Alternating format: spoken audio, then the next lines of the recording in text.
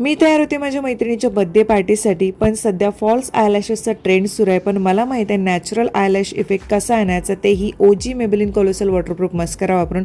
पण त्याआधी Maybelline colossal Kajal मी वापरते आहे, जे की डीप ब्लॅक लुक देतं, वॉटरप्रूफ आहे आणि 24 तासापर्यंत तुम्ही वापरू शकता.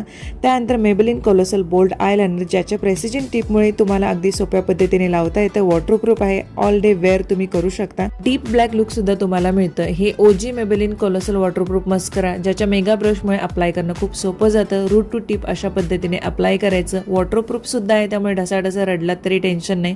क्लम फ्री आहे आणि 2x व्हॉल्यूम सुद्धा तुम्हाला मिळतो.